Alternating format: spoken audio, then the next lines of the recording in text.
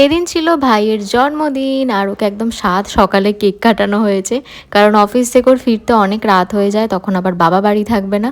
তো বললাম সকালে একেবারে কেক কেটে অফিস যাবি, আর ওর জন্য একদম সারপ্রাইজ কেক বানিয়েছিলাম।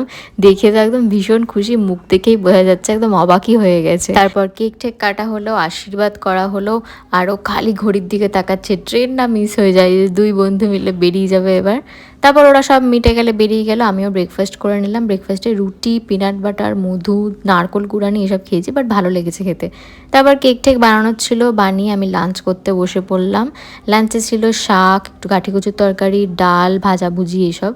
তারপর উঠে এদিকে চিংড়ি মাছের মালাইকারি করার প্রস্তুতি চলছিল, মাই করেছে, আমি একটু লাস্টে গিয়ে নাড়াচাড়া করেছি আর কি।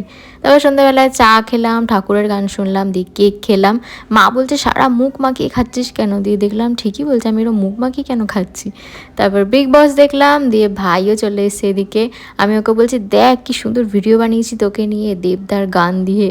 দিয়ে আমার জ্যাম্মাও এসেছিলো ওর সাথে দেখা করতে। আর সোনাই দেখে কি সুন্দর ওর জন্য বার্থডে কার্ড পাঠিয়েছে, তো দেখে ভাবছি এটা সত্যি সোনাই বানিয়েছে। তারপর একদম সাজিয়ে গুছিয়ে মহারাজাকে খেতে দেওয়া হয়েছে জন্মদিন স্পেশাল খাবার দাবার। সকালে কেক কেটে বেরিয়ে গেছে, আর এই রাত্রিরে এসে বার্থডে স্পেশাল লাঞ্চ করছে। তারপর একে একে সবাই ওকে পায়েস খাইয়ে দিল, দিয়ে আমিও ডিনার করে নিলাম, রুটি আর মাংস। তো চলো আজকের মতো এটুকুই। ভিডিওটা ভালো লেগে থাকলে একটা লাইক আর সাবস্ক্রাইব করে দিও। টাটা।